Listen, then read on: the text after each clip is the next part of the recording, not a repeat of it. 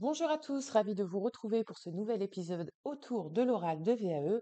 Cette fois, c'est une question autour de la gestion des questions imprévues lors de l'oral de VAE qui va nous occuper dans ce nouvel épisode. Je suis en pleine préparation des oraux avec les candidats que j'accompagne et évidemment, cette question, c'est une question qui revient toujours. Comment gérer les questions imprévues lors de l'oral de VAE?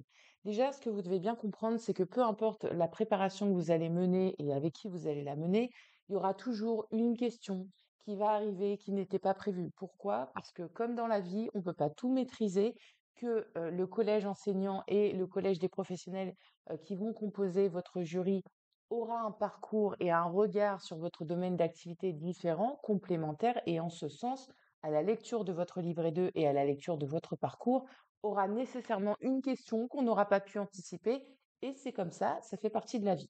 Donc l'idée, c'est pas tant de contrôler, enfin c'est évidemment de contrôler tout ce qui peut l'être, mais aussi de contrôler l'imprévu en ayant des pistes, en ayant une préparation, en ayant une posture qui va vous permettre de répondre à cet imprévu et de surtout de ne pas vous laisser déstabiliser avec le stress du jour J, ça peut arriver. Donc je vais vous donner 5 recommandations pour vous permettre justement d'appréhender cela. Première chose, déjà, restez calme. Et c'est vraiment ça que je veux vous dire dans un premier temps, parce que si vous avez un pic de stress qui arrive avec la question qui est posée, votre cerveau va physiquement se bloquer et vous ne serez pas en capacité de répondre. C'est-à-dire que vous allez perdre vos moyens, ou vous allez devenir tout rouge, ou vous allez perdre vos mots, bégayer, bref, peu importe. Donc, partez du principe que c'est une discussion entre professionnels et que un professionnel de votre secteur d'activité vous pose tout simplement une question, certes que vous n'aviez pas anticipée, mais que vous êtes tout à fait en capacité aujourd'hui de répondre avec votre parcours, vos connaissances et votre expérience. Donc, restez calme au besoin, respirez et orientez et concentrez-vous, on va le dire plutôt comme ça, sur la question qui vous est posée. Ce qui va m'amener à ma deuxième recommandation, écoutez attentivement. Ça, c'est pénible quand on est jury d'avoir un candidat qui coupe la parole ou qui ne nous laisse pas aller, nous, au bout de la question. Déjà, ça traduit un problème d'écoute. Donc, écoutez attentivement la question. Assurez-vous de bien comprendre la question avant de répondre. Et au besoin, troisième recommandation, demandez des clarifications. Il n'y a rien de mal à un moment donné quand le jury va vous poser une question à demander une reformulation parce que vous voulez être bien sûr de bien comprendre justement le sens de la question pour y répondre pleinement. Donc si une question est floue, n'hésitez pas à demander des précisions.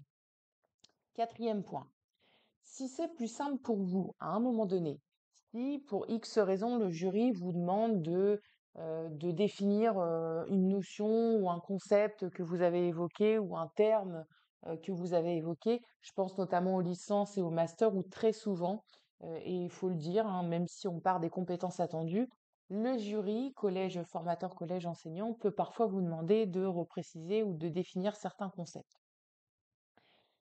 Si pour vous, à un moment donné, ce concept-là vous fait bugger parce que voilà, avec le stress, vous n'avez pas les termes qui vous viennent et tout, n'hésitez pas à utiliser une situation issue de votre expérience pour illustrer le concept. Typiquement, je ne sais pas, moi, on vous demande de définir, alors, je vais dire n'importe quoi, hein, le marketing. Là, il n'y a rien qui vous vient, vous êtes en panique, vous êtes en stress, vous pouvez tout simplement dire, écoutez, la meilleure façon pour moi de définir ce concept, c'est de l'illustrer par mon expérience et patati et patata. Et vous proposer une phrase rapide qui va vous permettre, avec vos mots, d'illustrer le concept. D'accord? Et enfin, dernier point, mais c'est très important également, si vous ne savez pas, n'inventez pas. D'accord? Si à un moment donné, on vous pose une question, vous ne savez pas, vous ne connaissez pas la réponse, n'allez pas inventer un truc qui va montrer que de toute façon, là, il y a peu de professionnalisme étant donné que vous êtes en train de devenir monsieur ou madame Pipeau. Donc, dites tout simplement, admettez-le. Écoutez, là, sur cette réponse-là, je suis pas en mesure de vous répondre. Par contre, je vais me documenter sur le sujet par la suite parce que c'est effectivement un point qui me paraît intéressant à creuser. Et c'est tout. Alors évidemment, si vous faites ça à toutes les réponses, il y a de grandes chances que vous ne soyez pas diplômé à la fin parce que ça veut dire qu'il y aura des carences ou des choses qui ne vont pas au niveau des connaissances attendues. Néanmoins, sur une question, il n'y a rien de mal et c'est à mon sens aussi de l'honnêteté intellectuelle que de dire sur ce point-là, j'ai pas la réponse. Par contre, effectivement, je m'engage derrière à aller creuser sur ce point-là, pardon. Donc ce qu'il faut retenir, vous voyez que ce sera un épisode encore une fois très rapide, mais je vais plutôt faire des épisodes conseils maintenant et recommandations que des choses un peu plus longues ou tutoriels, puisque il y a déjà beaucoup de ressources sur la chaîne et vous avez de quoi faire. Mais ce que vous devez retenir, c'est que l'oral de VAE, ce sera à l'image de votre vie professionnelle, personnelle. On peut anticiper, on peut se préparer à plein de choses, mais la vie fait qu'à un moment donné, bah, ce coup-là, on l'avait pas vu venir. Donc, si ça arrive, dites-vous simplement que vous êtes un professionnel, vous avez un bagage avec vous, vous avez une expérience, vous avez des connaissances. Répondez sincèrement, répondez comme si c'était un de vos collègues qui vous posait la question. Formulez une réponse avec les connaissances et les compétences que vous avez. Au besoin, n'hésitez pas à reformuler, à demander la reformulation de la question si ça vous paraît flou. Et surtout, gardez votre authenticité, gardez votre honnêteté et répondez comme vous le pouvez, tout simplement.